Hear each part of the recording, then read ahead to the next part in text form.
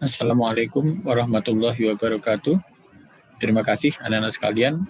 Kita bertemu dalam pembelajaran tentang struktur dan fungsi akar tumbuhan pada batang. Nanti hari ini kita akan berdiskusi tentang batang, termasuk dengan mengkaitkan fungsinya dalam kehidupan sehari-hari. Nanti ada waktu kamu untuk mengerjakan lembar kerja 3 secara mandiri. Setelah itu, saya berharap bisa mengupload lembar kerja 3 di Google Classroom yang telah kita ikuti bersama. Nah, sekalian, tujuan pembelajaran pada pertemuan kali ini adalah kamu bisa mendeskripsikan struktur jaringan penyusun batang dan menjelaskan hubungan antara struktur dan fungsi jaringan di batang dengan benar. Karena sekalian, pada pertemuan sebelumnya, kita telah mempelajari tentang akar. Ini saya ulas sebentar, bahwa tumbuhan dibagi menjadi 2 bagian besar. Yang pertama, bagian paling bawah, ya, di bawah ini namanya sistem perakaran. Kemudian yang kedua di atas ini, yang dari atas sana. Nah, ini sistem tunas. Jadi ada sistem akar, kemudian ada sistem tunas. Nah, sistem akar dan sistem tunas itu dihubungkan oleh jaringan pengangkut, ya, jaringan vaskuler. Nah, jaringan vaskuler itu tidak terputus dari akar, kemudian sampai ke batang dan kemudian menuju ke daun. Jadi dia dihubungkan dengan satu jaringan vaskuler, satu sistem pengangkutan ya. Nah, sistem akar dikotil terdiri atas akar tunggang. Nah, ini akar tunggang, di akar pokok. Kemudian di akar tunggang ini ada beberapa akar lateral yang untuk memperluas cengkeraman tumbuhan atas tanah. Nah, kemudian tunas, sistem tunas ini terdiri atas beberapa bagian utama. Yang pertama batangnya sendiri, kemudian daun, ya, terakhir bunga. Nah, jadi ini ya tiga yang utama. Jadi ada batang, kemudian ada daun, kemudian ada bunga. Karena sekalian di dalam tumbuhan ini ada istilah lain yang bisa saya sebutkan di sini, antara lain buku. Jadi buku ya. Kemudian ada ruas itu jarak antara buku satu dengan buku yang lain. Ini ruas. Kemudian ada tunas aksiler yang ada di sini, ujung ini. Nah, tunas aksiler ini berada di sudut atau bagian atas daun. Sebagian besar tunas aksiler ini dorman, artinya tidak aktif. Tetapi bisa berkembang menjadi cabang vegetatif yang mengandung batang dan bunga. Terutama jika kita memotong meristem apikal. Meristem apikal ini misalnya kita potong, nanti dengan sendirinya akan mengaktifkan tunas aksiler. Nah, ini morfologi tumbuhan untuk berbunga, yang sekali lagi dibagi menjadi sistem akar dan kemudian sistem tunas. Nah, untuk sistem akar ini sudah kita pelajari pada pertemuan sebelumnya. Nah, sekarang kita akan belajar untuk sistem tunas, khususnya untuk batang. Karena sekalian, batang itu adalah suatu sistem berselang-seling yang terdiri dari buku dan ruas. Jadi kamu lihat ini terdiri dari buku, ruas. Kemudian ada buku lagi, kemudian ada ruas, kemudian ada buku lagi, ada ruas lagi. Memang sebagian besar batang berada di permukaan tanah. Ya, walaupun demikian ada juga batang yang tidak berada di permukaan tanah. Tentunya dengan modifikasi. Nanti akan kita pelajari di bagian belakang. Karena sekalian, bagian utama belakang itu terdiri dari epidermis, satu lapis sel yang rapat, kemudian ada korteks yang terdiri dari parenkim, kolenkim, dan sklerenkim, kemudian ada endodermis, kemudian ada stele. Nah, stele itu satu satu sistem yang menaungi di bagian dalam. Di sana ada jaringan pengangkut, dibatasi oleh endodermis.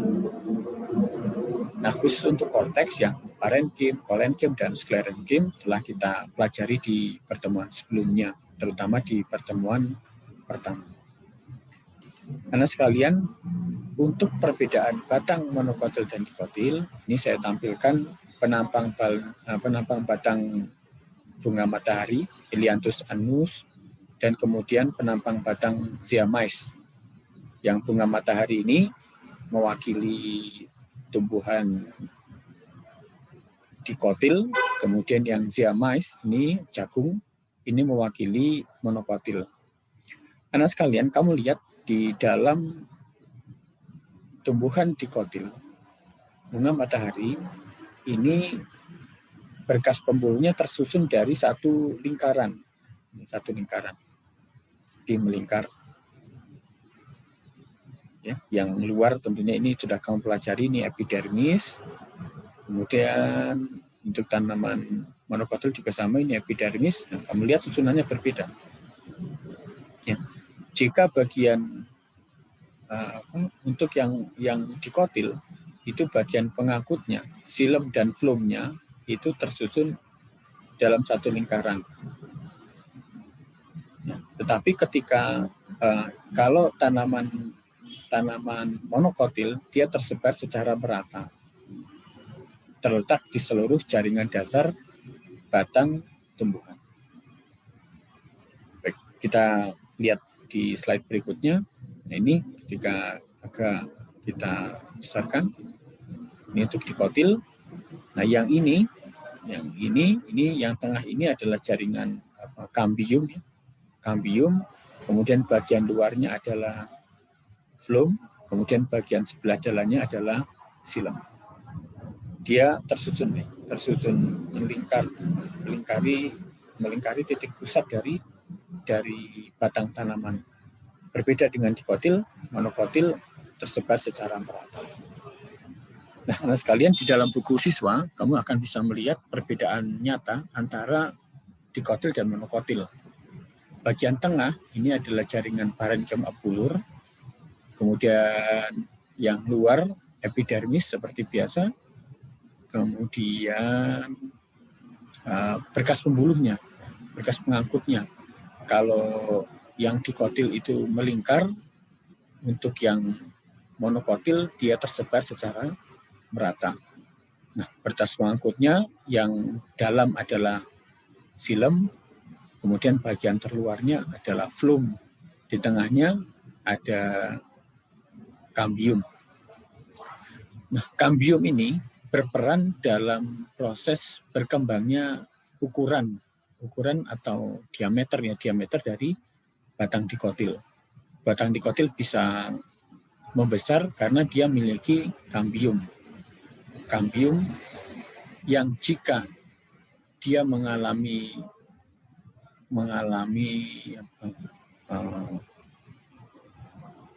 pertumbuhan sekunder ke dalam, dia akan membentuk silem sekunder, tetapi kalau berkembang ke arah luar, dia akan membentuk flum sekunder.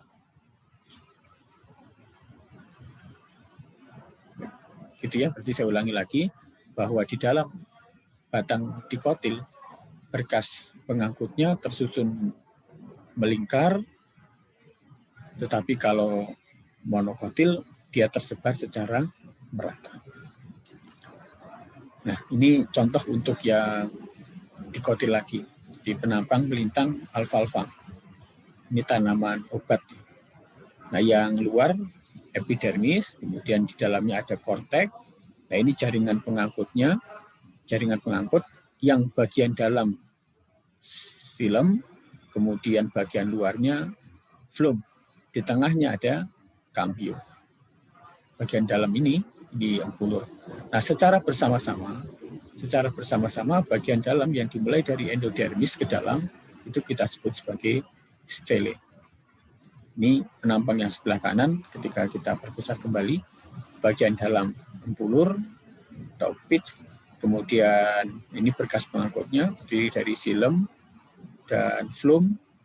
Nah, kemudian di luarnya ada korteks. Bagaimana dengan tumbuhan monokotil? Di monokotil, seperti saya sampaikan tadi, dia tersebar merata. Nah, di monokotil ada aerospace, jadi rongga-rongga udara. Nah, ini silemnya, kemudian yang ini floemnya. Jadi jaringan pengangkut, berkas pengangkut untuk monokotil itu tersebar secara merata. Kita lanjutkan.